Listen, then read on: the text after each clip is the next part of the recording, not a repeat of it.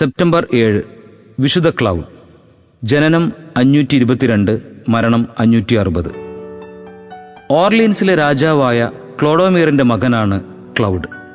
വിശുദ്ധ ക്ലോട്ടിൽഡായുടെ മൂത്ത മകനാണ് ക്ലോഡോമീർ.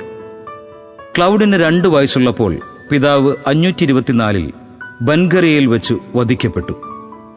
തെയോബാൾഡ്, ഗന്ധായർ, ക്ലൗഡ് എന്നീ കുട്ടികളെ അവരുടെ അമ്മൂമ്മ ക്ലോട്ടിൽഡ വാത്സല്യത്തോടെ പാരീസിൽ വളർത്തിക്കൊണ്ടുവന്നു.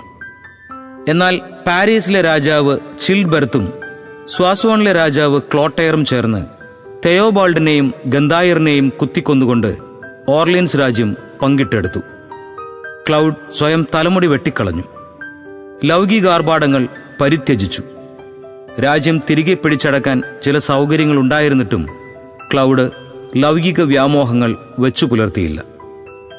ആത്മവിജയം, എളിമ, ശാന്തത, ക്ഷമ, തപസ്, പ്രാർത്ഥന എന്നീ ഭക്തിയാഭ്യാസങ്ങൾ വഴി സംരക്ഷിക്കപ്പെട്ടു. ഒരു കൊച്ചുമുറിയിൽ മനസ്സമാധാനത്തോടെ അദ്ദേഹം ജീവിച്ചു. പരുപരുത്ത തുണി വീരാളിപ്പട്ടിനേക്കാൾ അദ്ദേഹത്തിന് കൂടുതൽ സംതൃപ്തി നൽകി. ആത്മനില വഷളാകുന്നതിനു മുമ്പ് ലോകവ്യാമോഹങ്ങളിൽ നിന്ന് തന്നെ അകറ്റിയ ദൈവത്തിന് ക്ലൗഡ് നന്ദി പറഞ്ഞു. ഏതാനും മാസങ്ങൾ കഴിഞ്ഞ് വിശുദ്ധ സെവേരൂസിന്റെ കരങ്ങളിൽ നിന്ന് ക്ലൗഡ് സന്യാസവസ്ത്രം സ്വീകരിച്ചു. വിദഗ്ധനായ ഈ ഗുരുവിന്റെ കീഴിൽ അദ്ദേഹം ക്രിസ്തീയ പരിപൂർണതയിൽ വളരെ പുരോഗമിച്ചു.